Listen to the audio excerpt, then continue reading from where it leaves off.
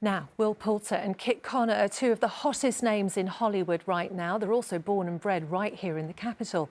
And they're both starring in a new film, Warfare, which explores the story behind the US invasion of Iraq in 2006. Take a look.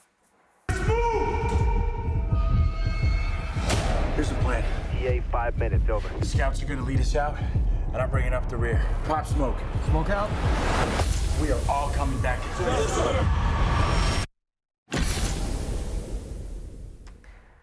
And a special screening is about to get underway at Battersea Power Station, and Rags Martel is on the red carpet. Rags. Well, I'm with both of them now, the two stars of the movie, Will and Kit. I mean, there are war movies, and then there's warfare. It's like a war movie like any other. How is it different? What makes it so different? Yeah, I think, the hope with Warfare, without disparaging any other, films that have depicted warfare environments, is that it's more kind of authentic and truthful than anything else. It's been sort of stripped of any fictionalized or dramatized elements, and there's a tendency in Hollywood to kind of glorify and romanticize some of these things, and this really deals with largely the negative consequences of war, and it's about as much of an anti-war film as an anti-war film can be. All right. I actually watched it last night. I think my ears are still ringing. I can't quite hear.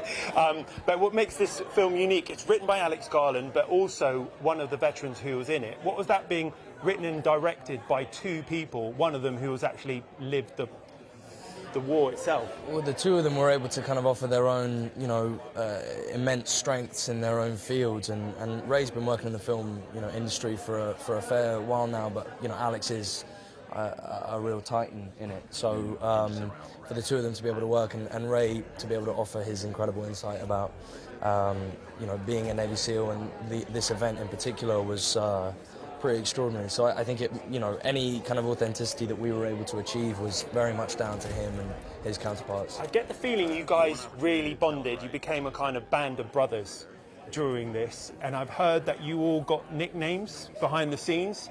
I know what yours is, Will. What was yours?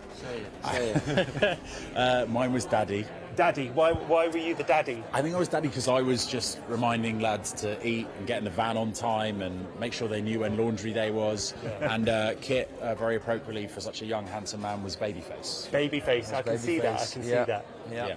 And I also heard that you guys have got tattoos. We did get matching tattoos. All tattoos. Can we see the tattoos, or is it a bit too? Mine is on my inner arm, but I don't think I'll be able to. Mine is quite high up on my leg. So either way, not. Inappropriate. But that's quite special. You don't get a tattoo on every movie. No, not lightly, and it's kind of a reflection of the bond that we all kind of, forged over this process. We did a 3.5-week boot camp, which, was integral to learning a skill set in order to kind of, give our best efforts of representing Navy SEALs. But also, we formed a really strong sort of emotional bond with each other, and I think, the tattoos in a way are symbols of the fact that our friendships will outlast the filmmaking process. And Kit, this is quite a departure from you. Heartstopper was what most people know you for, and this is like probably the complete opposite end of that. Was that difficult to transition from there? I wouldn't say difficult to transition. This job had its challenges for sure, but I think it was definitely a welcome challenge. As an actor, you want to try and stretch yourself and do as much variety as possible. So it was very much a welcome challenge for me. And I think this film really has to be seen in the cinemas. Would you say that?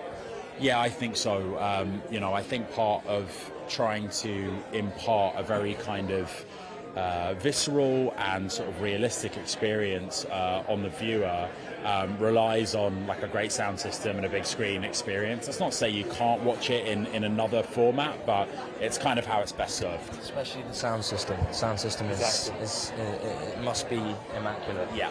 Kit, Will, thank you so much. And the film is out on the 11th of April. Back to you, Jasmine. Rags, thank you.